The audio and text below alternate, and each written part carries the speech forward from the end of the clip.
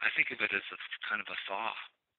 Um, Folks go from being frozen up, literally and emotionally, to being able to say, "Man, this is what I'm experiencing," and have others say, "Yeah, we understand.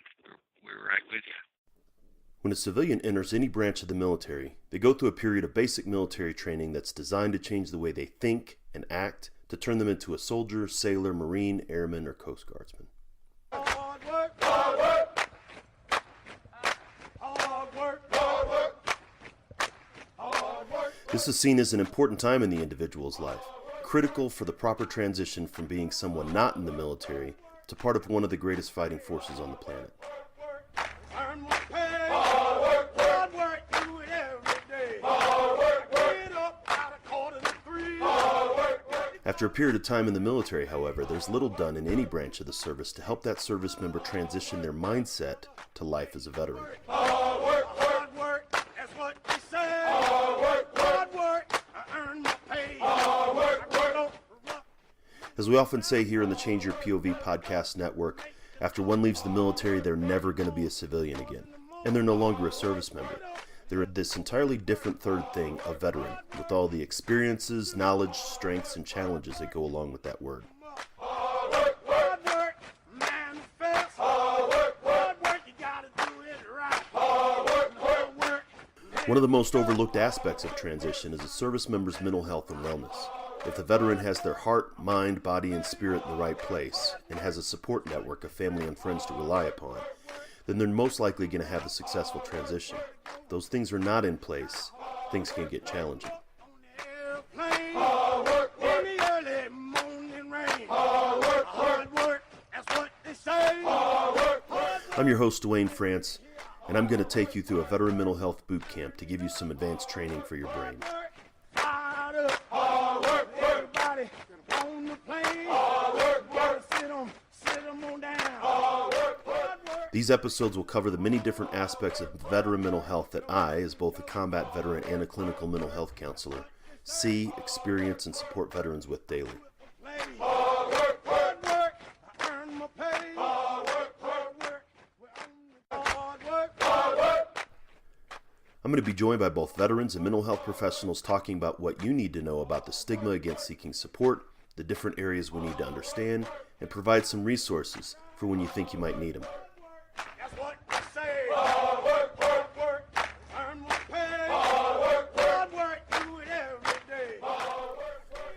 Get up in the morning and out of the rack, because this is some information that could very well save your life.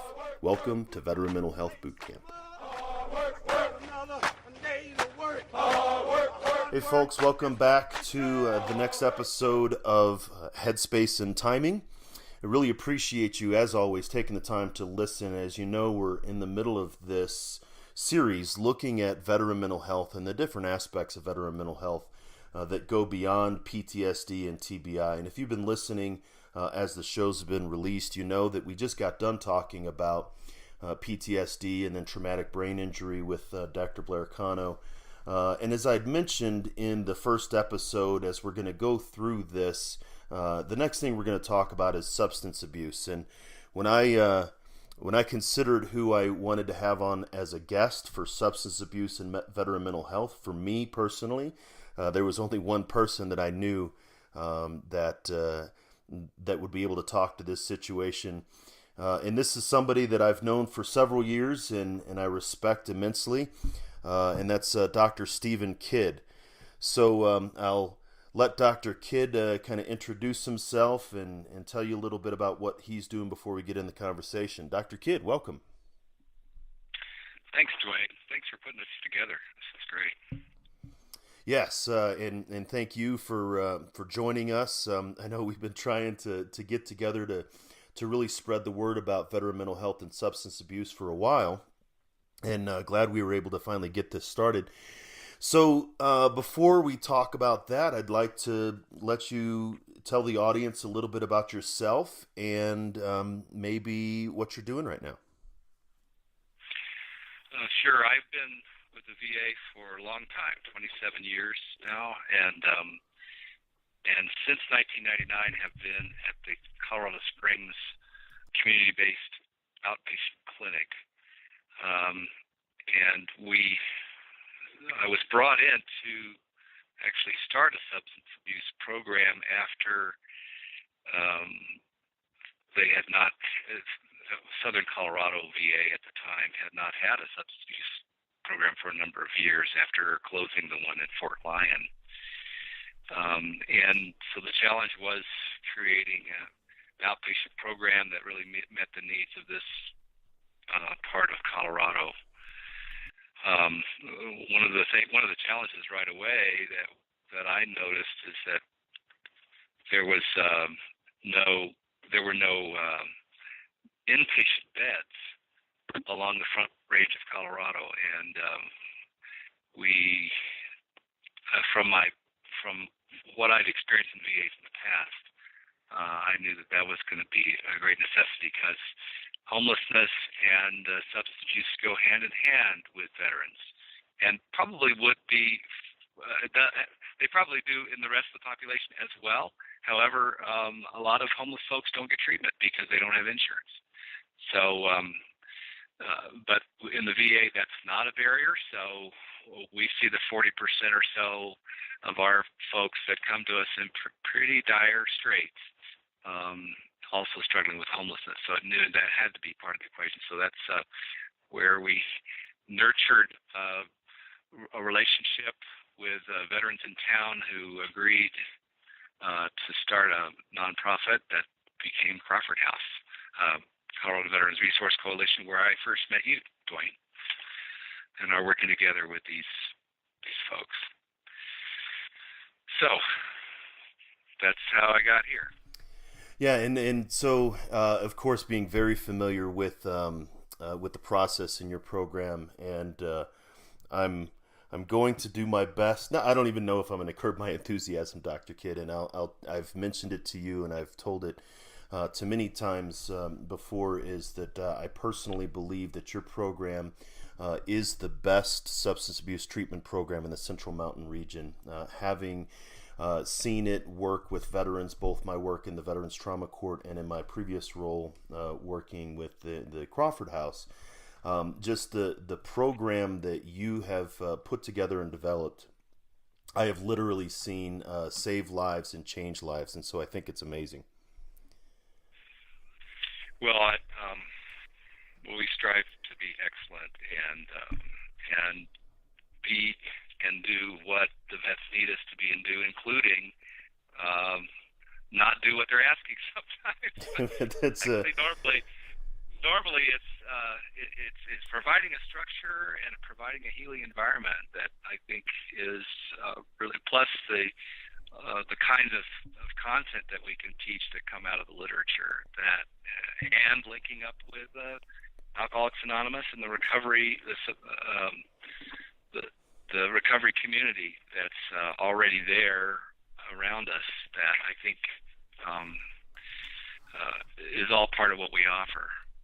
My training was as an intern, psychology intern at the Cincinnati VA, and they had a very strong inpatient model, and I experienced it as an extraordinarily safe and honest environment, where we went beyond. The staff went beyond just wanting to hear the patient's parrot back what they should say, but more what they honestly felt. And when folks can get really honest, growth can happen generally. It's not just one-on-one, though, but creating an honest, a sense of honesty and integrity in the group itself.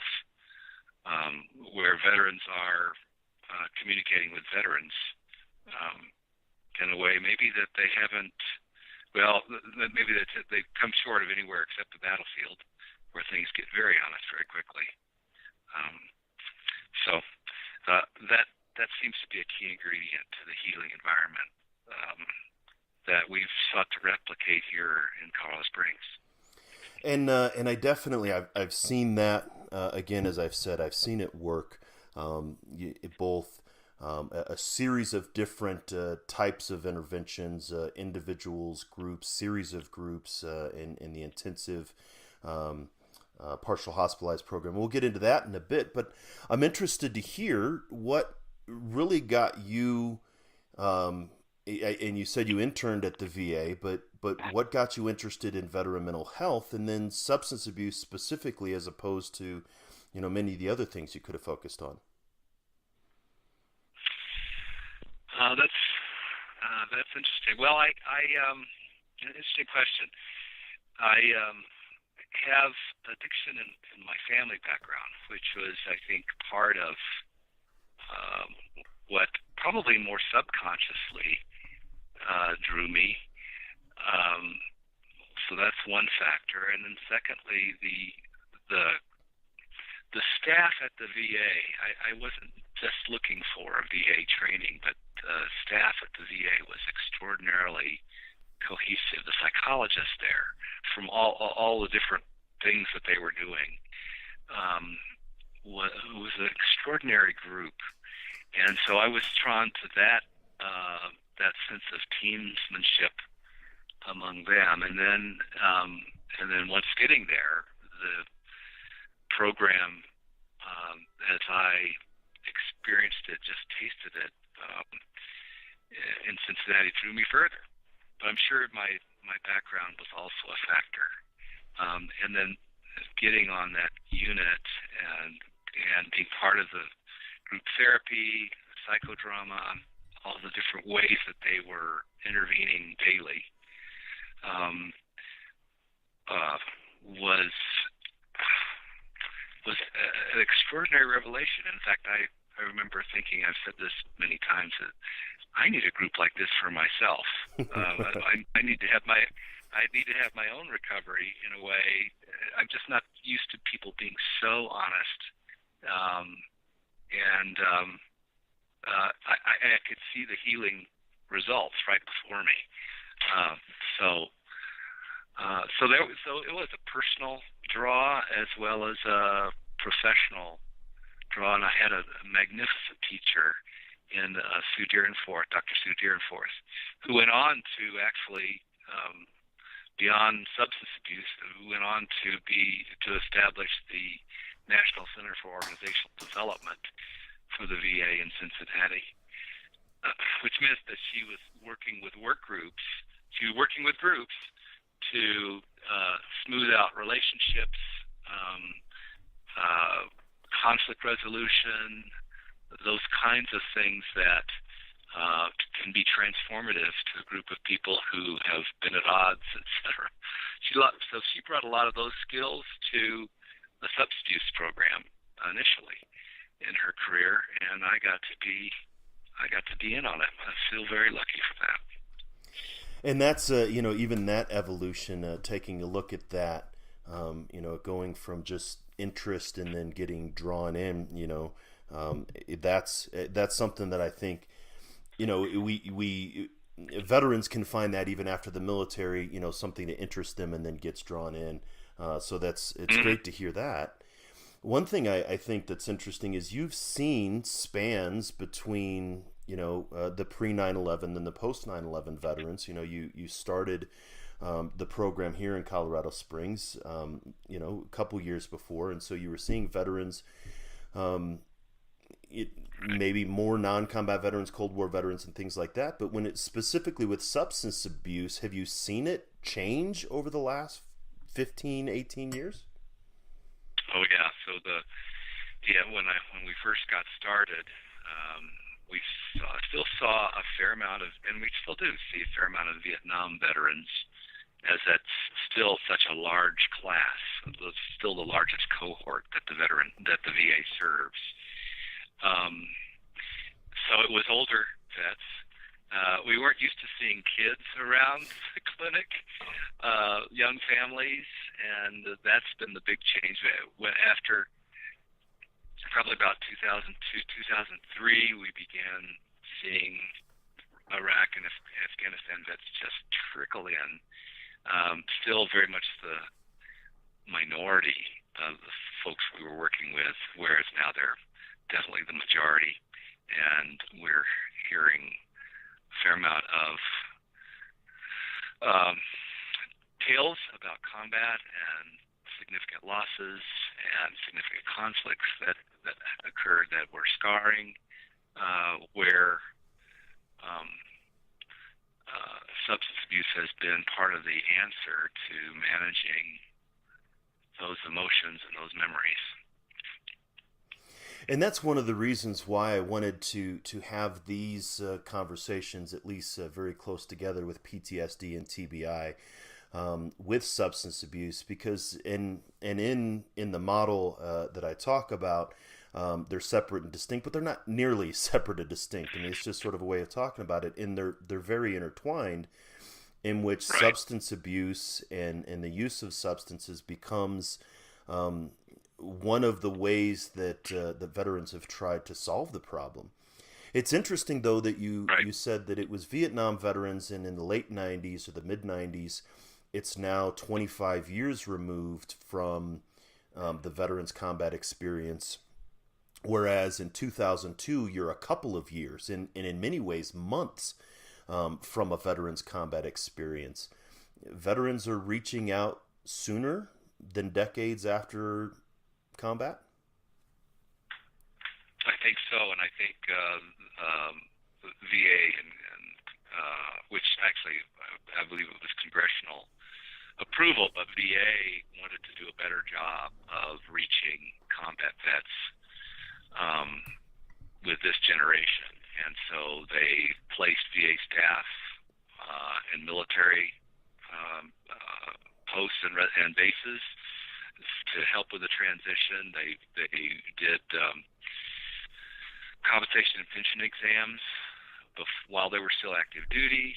There's been a lot more coordination between VA and DoD with this generation than there was, and consequently, VA is sometimes criticized for not being prepared for the influx, but our history was that I don't know if you've heard the statistic, but that 20% of Vietnam veterans sought VA care. So 80% of them were in the private sector and getting their health care that way. Well, with this generation, 50% are seeking VA care, and I remember when the question was, how are we going to draw these folks to VA? That's no longer the question. No one's asking that question anymore. It's more how we're going to cope with the influx, because it's been so much more than we expected based on history.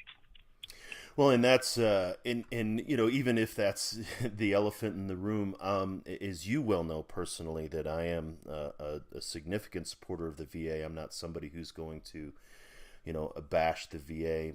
I feel as though that, and I often say it, this is the skis that veterans are going to be going down the mountain on. I mean, this is the VA, once it starts to work for a veteran, it works well. And then there's aspects where the community can come in and support, which is really my role.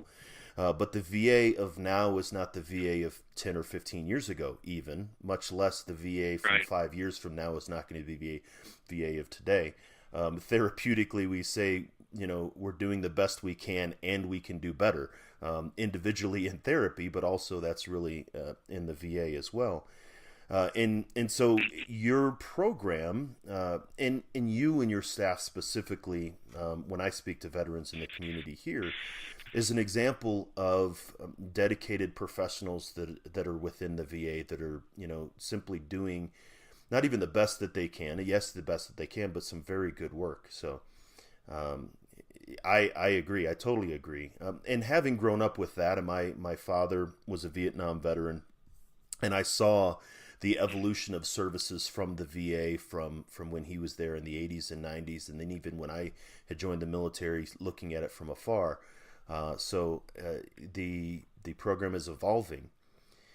Now, with substance abuse Specifically, what do you think the challenge that veterans face regarding substance abuse that's maybe separate from PTSD? I mean, it's not, you mentioned homelessness before, but people will see a homeless veteran, maybe they're flying a sign or something, and they'll say, oh, he must have PTSD.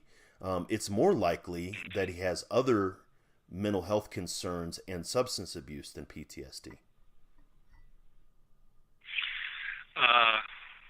Yes, and the first question I always ask when I see someone saying I'm a homeless veteran with a sign, I wonder if that's really the case, because if they're an eligible veteran, we have a lot of services they can take advantage of at the VA.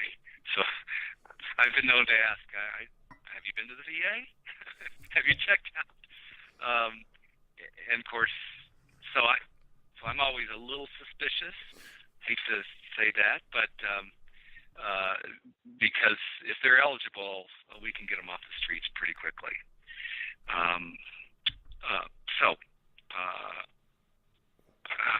What your question was about homelessness and how those things intertwine with PTSD. Is that or as much? I mean, substance abuse. What are some of the substance abuse concerns that you see in veterans? Maybe trends, maybe the overarching aspects of. When we talk substance abuse, I was speaking to a veteran recently, and he says, "So I don't have substance abuse. I just drink too much."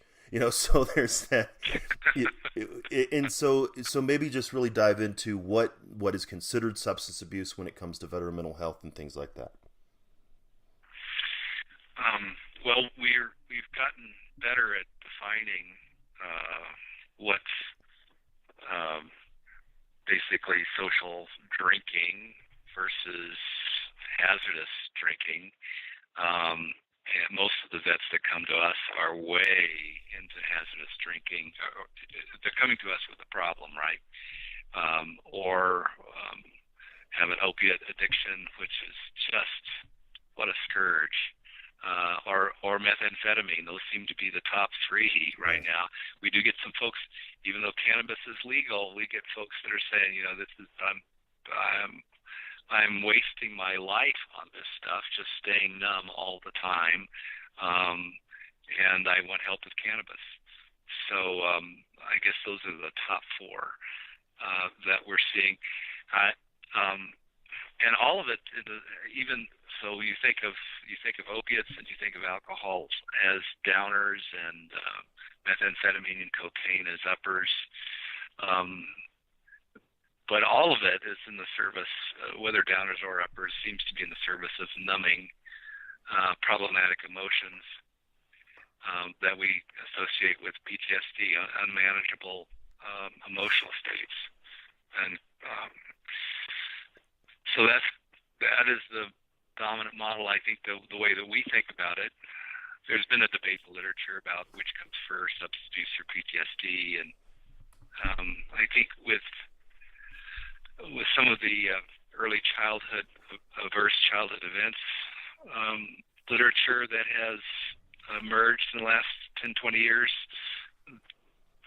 we're much more aware of early events that set people off that may not lead to a diagnosis of PTSD, but may lead to an addiction, where folks are trying to cope with patterns that were set early on, even before any kind of military service. And a lot of folks these days, because military service is voluntary, many folks are entering the military to get out of a family situation that is non-optimal. So we've learned to appreciate those factors as well as what happens in combat. No, I appreciate that you brought that out, and that's something that's a theme that emerges as far as the military. The military is as much a running away from something as it is running towards something. And in my experience, it's not just the veteran itself, but maybe a young spouse. So a young hometown guy and his hometown girl, and she may be running from a less than optimal living experience. And so now you have two 18, 19-year-old kids trying to live life that bring in what they have from their childhood. Right. And then you said that that drinking and opiates and then methamphetamines is really the primary three.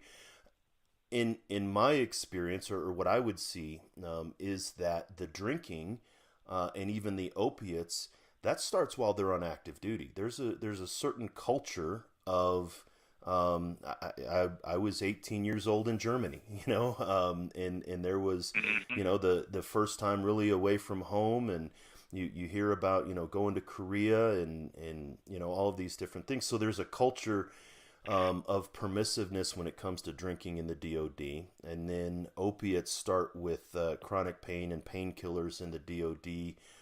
And then I've said this before, I think you and I've had this conversation, is while I was on active duty, we had veterans overdosing with black tar heroin in the barracks. And not to make it sound melodramatic and like it was as severe as it was in the early 80s and late 70s, but it was still significant that those two things really might have a genesis in the DOD. Do you see that? Sure, right. The drinking culture, kind of learned that it's kind of a hallowed tradition is to fight by day and drink by night, or sometimes like in Vietnam it was the reverse: fight by night and drink by day. I think to numb oneself, or to help cope with the aftermath, the officers club and those kinds of things, enlisted men's club. And the use of opiates in Vietnam was famous, actually, because that was very much part of the culture there. So, and then our use of the entire medical community's use of opiates has really been being filled down the river in that I blame the pharmaceutical companies in part for their inadequate, really, treatment of pain, but pain is not well understood, and maybe blamed is not the right word. But the entire medical community has really been sold a bill of goods about the use of opiates for chronic pain, and the dangers that now we're experiencing with more people dying from opiate overdose or drug overdoses than car accidents. So it's a terrible problem that we're really, I know the medical community is really working to reverse. I've been to medical meetings where doctors are being rewarded for counting how many folks have you taken off opiates, and that could be done not well as well. So part of my journey has been also to develop some knowledge about the treatment of chronic pain and how that needs to be a part of a recovery package for so many of my folks as well. Getting off opiates and then learning how to work with their own chronic pain, which turns out not to be something that you can just give a pill for. It has to be. It involves a lifestyle change, and it's much more complex than our primary care providers can often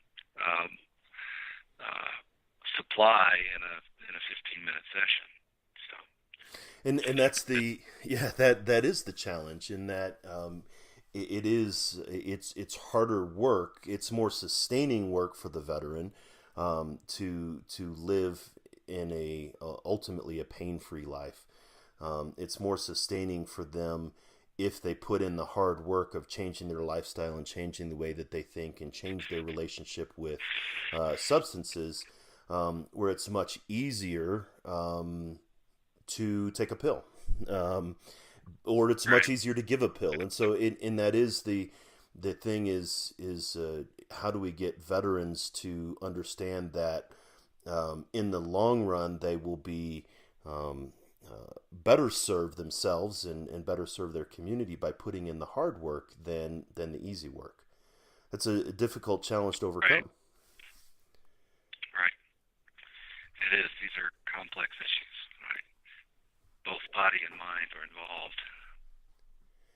And that's in where you just said the body and mind, and we talk about, you had said several times about numbing, but it is about numbing physical pain. When we talk about chronic pain, I have pictures of me overloaded like a turtle, of course, just the amount of equipment and gear and jumping up and down and jumping out of perfectly good airplanes and all these different things.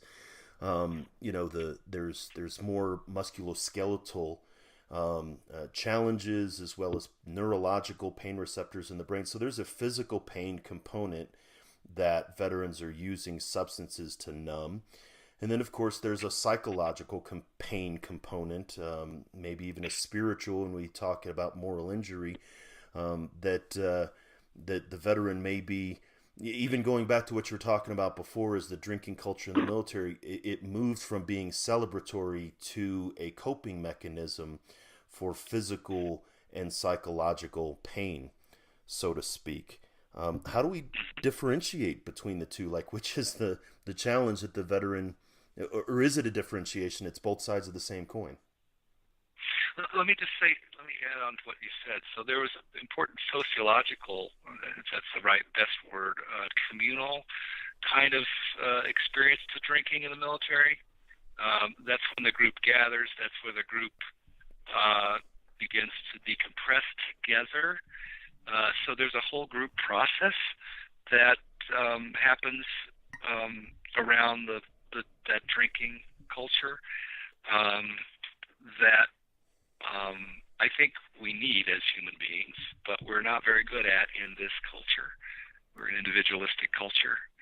And so not only was drinking or using part of a psychic numbing, but it was also part of coming together and not being alone, which makes it even more powerful.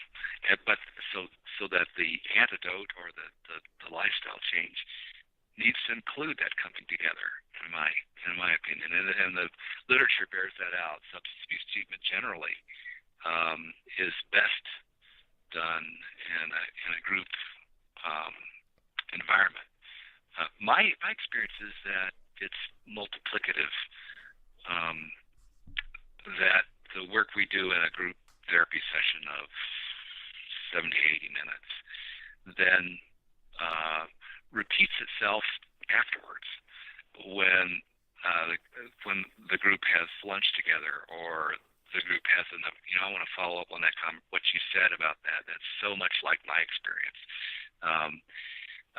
So that networks are created and relationships are created that continue far beyond the actual group session, the treatment session, and it becomes an experience of community that is extremely powerful and extremely healing.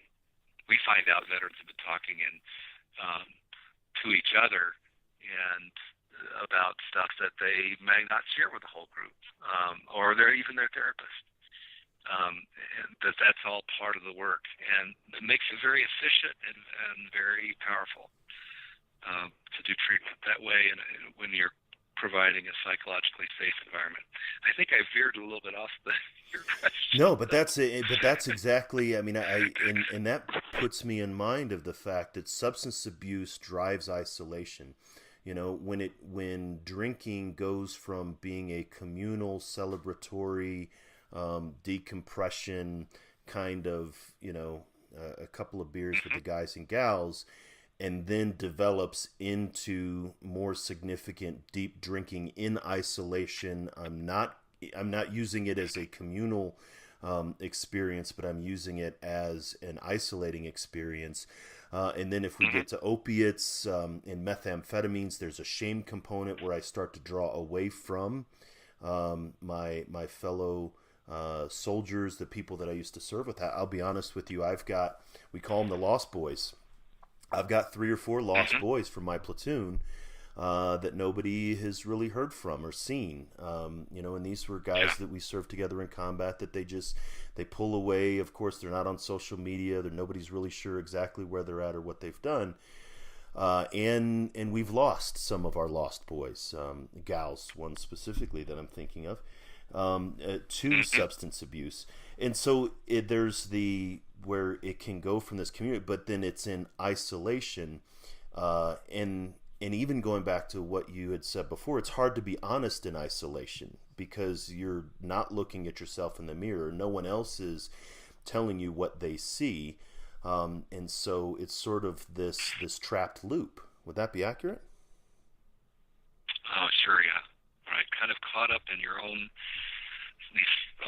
circular thinking and feeling that, and without some outside input or putting yourself out there or disclosing, verbally processing, you just stay in these same patterns round and round, and it doesn't lead anywhere, or just keeps you stuck or leads downward in terms of quality of life, living life according to what you had planned or what you had wished for or dreamed of, even if you never articulated it.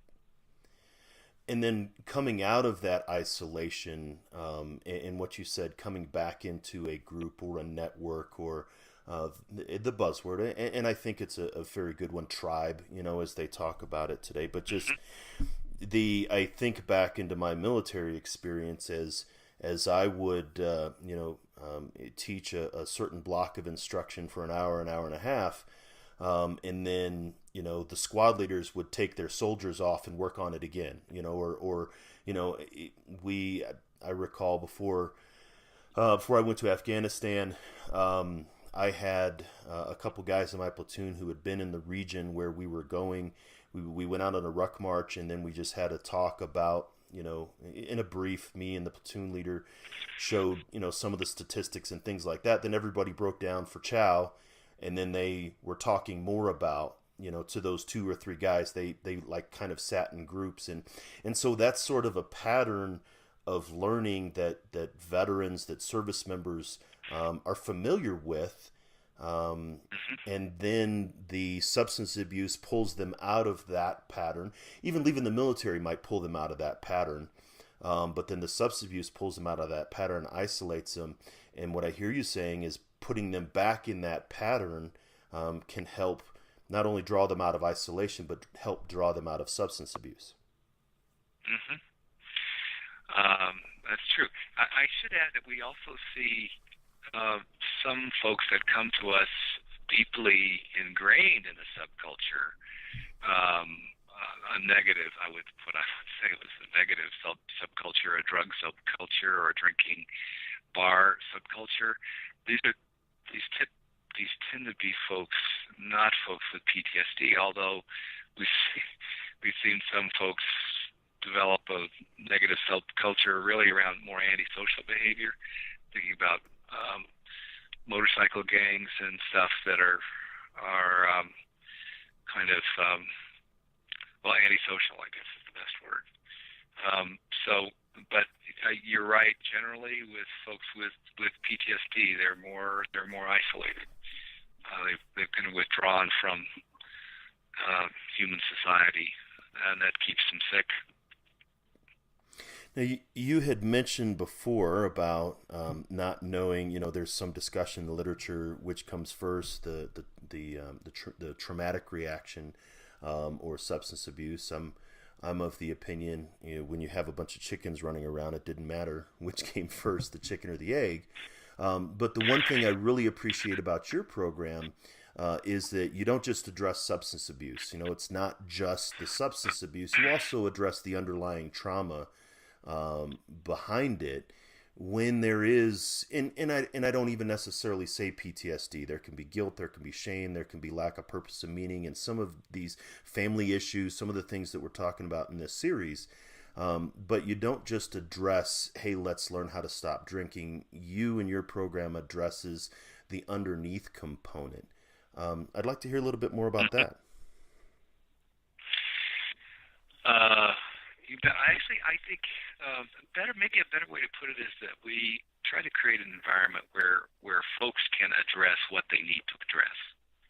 And for some, it's the relationship with my wife, and which is on the brink, and that's why I'm here. For others, it's the diagnosis that the doc just gave me, which means that I've got to stop drinking, or my liver is about gone. Or for a significant number, as you're well aware, it's the legal trouble that I'm in, and the judge told me to stop. Right.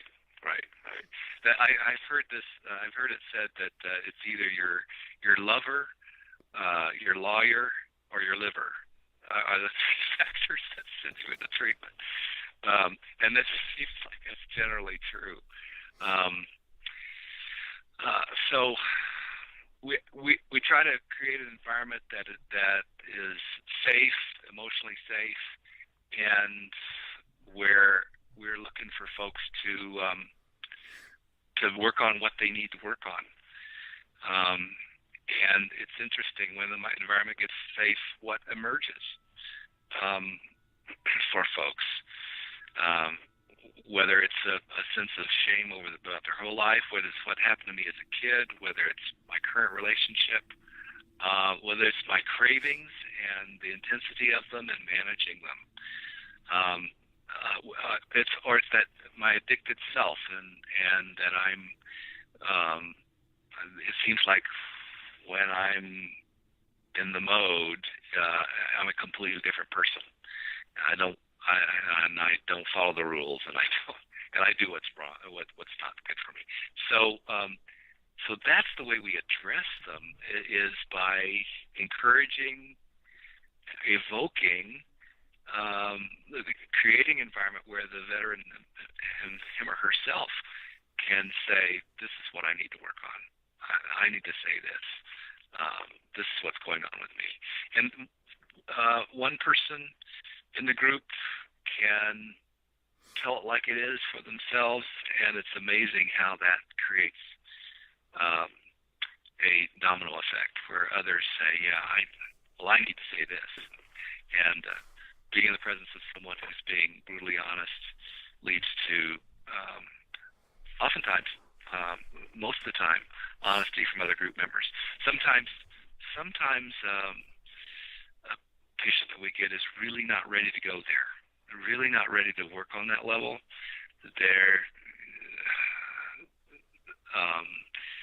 The whole emotional vulnerability is, they have a opposite reaction to it.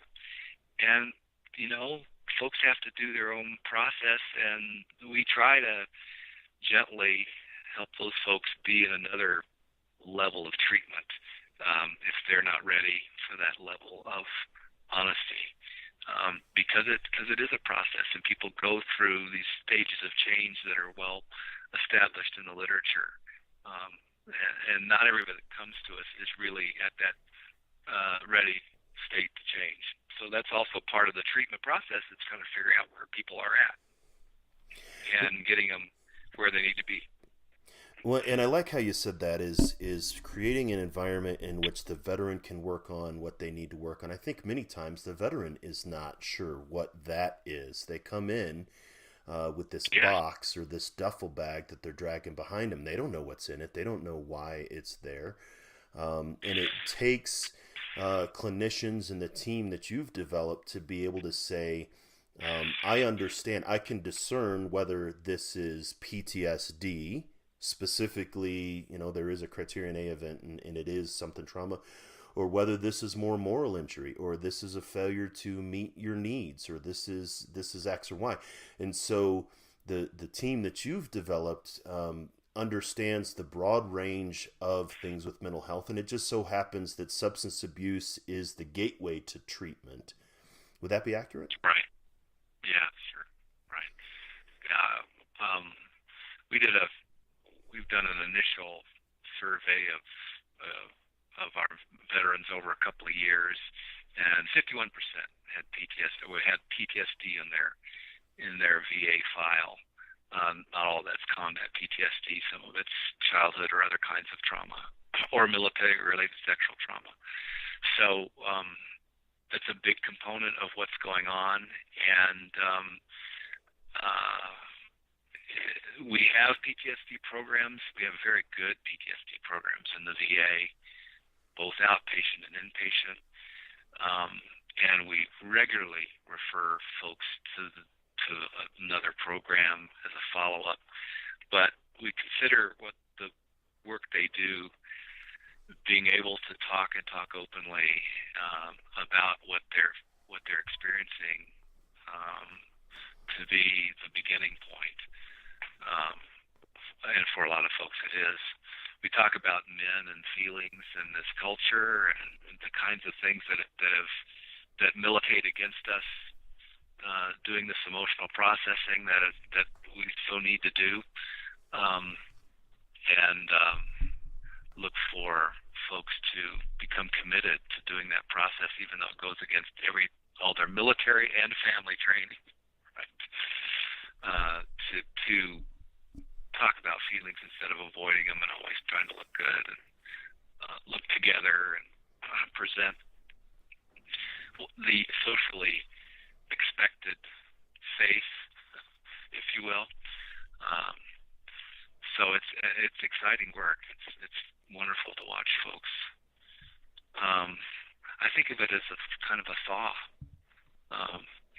Folks go from being frozen up, literally, and emotionally, to being able to say, "Man, this is what I'm experiencing," and have others say, "Yeah, we understand. We're right with you." And I think, and that's something, even that dual interaction or that group interaction, this is something that has emerged in my discussion, in several discussions, when I was talking about a couple episodes ago with David Smith, who's a former Marine, and we were talking about internal stigma as a barrier to treatment, and he brought it out, and I've had it with a couple of other discussions of that there's almost a permissiveness that once a veteran receives permission from another veteran, saying, it's okay to talk about this, or it's okay to discuss your emotions, or it's okay to reveal this. Once they get that permission from another veteran, then the process accelerates. Do you see that? Right. Very much so. Yeah, there's a modeling that happens. That's very exciting. About half of my staff are veterans, and about half of my staff are in recovery themselves. So you've got both of modeling from both sides, and it's such a privilege to be a part of creating an environment, a healing environment, where those kind of dynamics can happen interpersonally. Such a privilege. That modeling was very important in the military as we grew up. When I went to airborne school, I knew that the people who were instructing me jumped out of airplanes, right? The black hats. As we go through basic training or boot camp or advanced school, we know that the people that are teaching us have gone through it already. And so that's the modeling aspect is something that veterans are familiar with. And then that might be another piece that's missing in their post-military lives. That it sounds like that you, in me knowing your program and seeing your program, but that's what you do is you provide an environment in which modeling can occur in a safe way. Exactly. That's right. Whether it's staff to veteran or veteran to veteran, certainly, it's true. So as we wrap up here, Dr. Kidd, any other thoughts that you'd like to share with the audience regarding substance abuse, veteran mental health, things like that? Oh, what a privilege to talk about my work and our work. It's really our work as a team.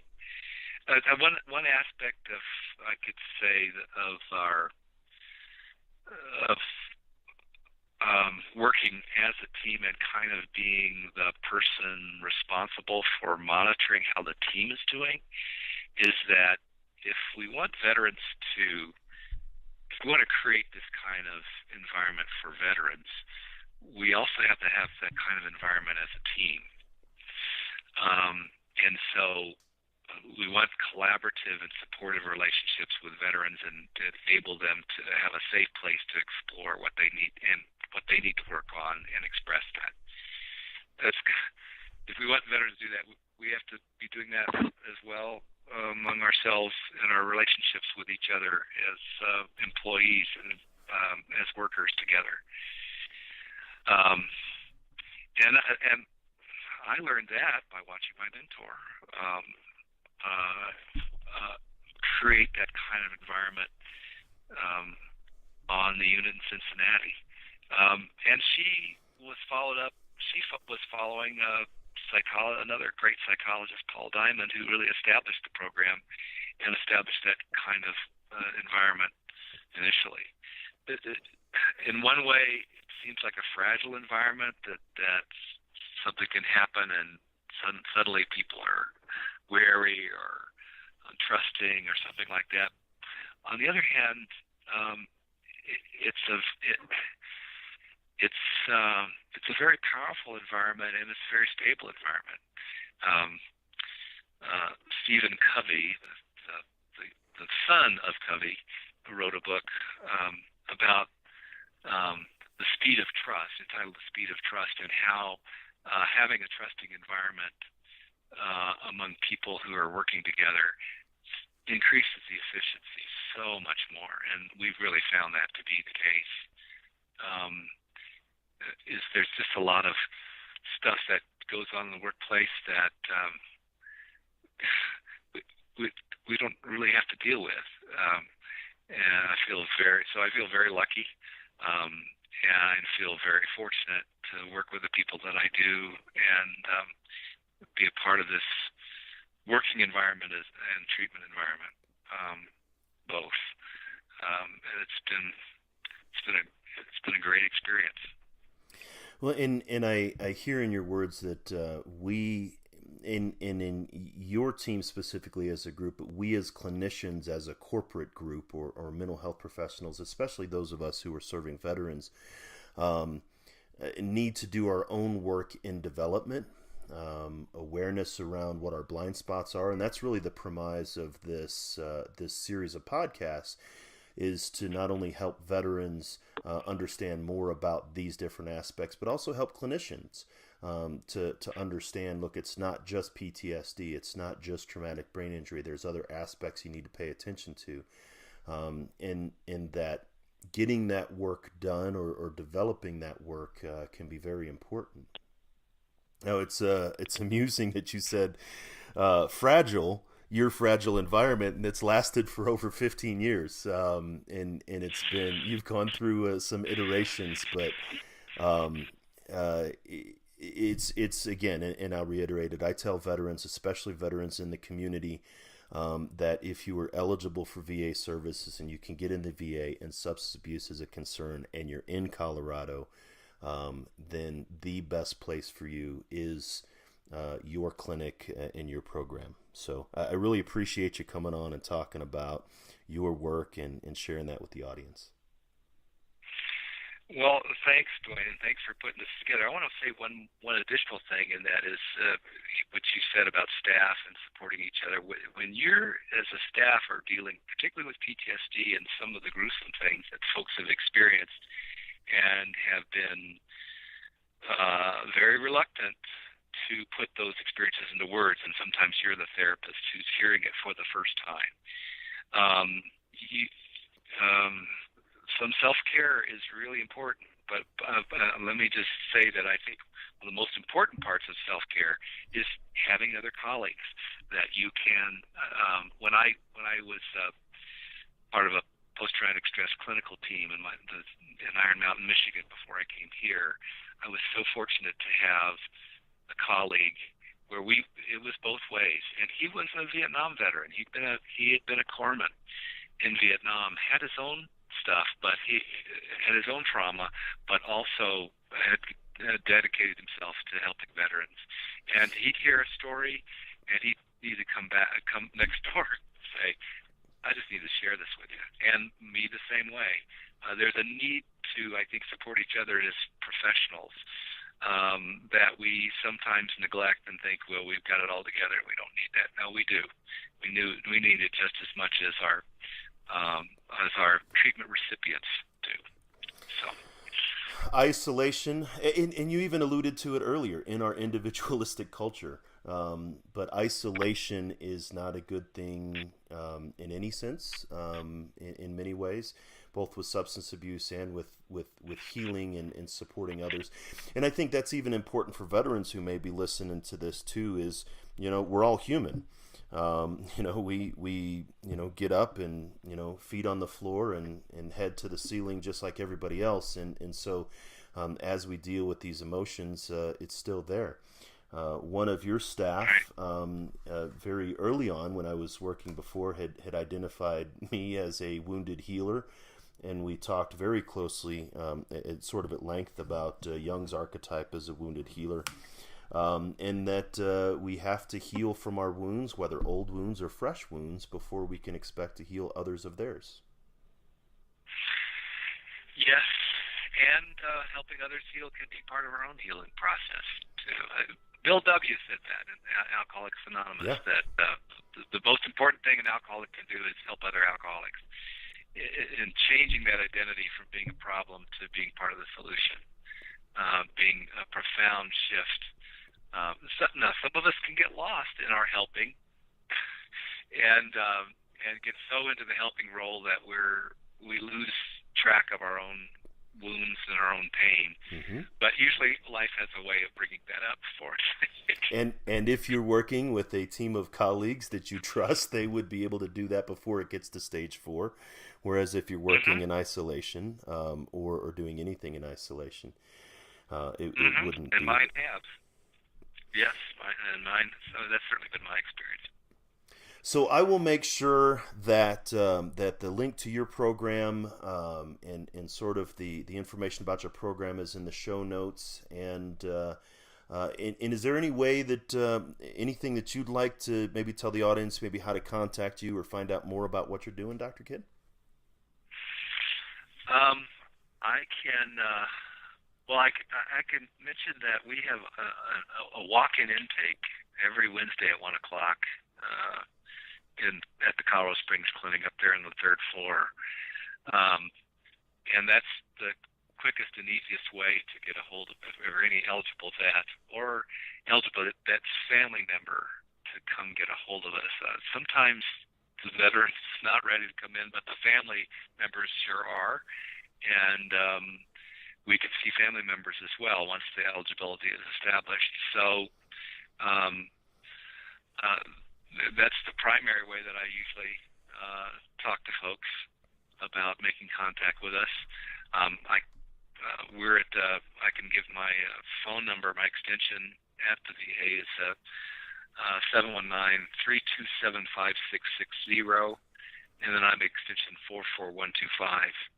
If folks have follow-up questions, I may be referring you to one of my staff members who specializes in that particular area, but happy to talk with folks. Like I said, I'll make sure that all that contact information is posted for any listeners. I really appreciate you taking the time to talk today, Dr. Kidd. Well, Dwayne, thanks again for putting this together. It's a great service, and it's obviously bearing fruit. Hard work, hard work. Hard work, hard work. Hard work, work. So thanks for taking the time to listen to that episode with Dr. Stephen Kidd talking about veteran mental health and substance abuse. Hard work, work, work. Earn my pay. Hard work, work. You can find the show notes on this show and many of the things we talked about at either changeyourpov.com or veteranmentalhealth.com, looking for episode HST030. Hard work, another day's work. Hard work. That's what. This is the 6th episode of the Veteran Mental Health Boot Camp, a series brought to you by the Change Your POV Podcast Network and the Headspace and Timing Podcast. Got to go make the call. Hard work, banging on the doors in the morning. Hard work. If you're a veteran or service member, the family member of one, or support veterans in any way, then this series is designed to help you understand more about veteran mental health. Hard work, manifest. Hard work, you gotta do it right. Hard work. If you're just now getting into the series, go back and check out episode HST025, where we introduce the concept of looking beyond PTSD and TBI in regards to veteran mental health. Work, we're going on out. Hard work, we gotta go and do the job. Hard work, load 'em up on the airplane. Hard work, in the early morning rain. Hard work. Make sure you subscribe to the Change Your POV Podcast Network on your podcast player of choice and sign up for updates at changeyourpov.com and veteranmentalhealth.com. Hard work, everybody on the plane. Hard work, gotta sit 'em on down. Hard work. We would love to hear your feedback regarding this series and all of the shows in the Change Your POV Podcast Network. You can do so by visiting our Facebook group, leaving a comment, or review on iTunes. Hard work, I earn my pay. Hard work, we're on the hard work. Remember, veteran mental health and wellness is the basis of a successful post-military life, and one that all who answered our nation's call to serve deserves. Remember, brothers and sisters, you're not alone. Ever. That's what they say.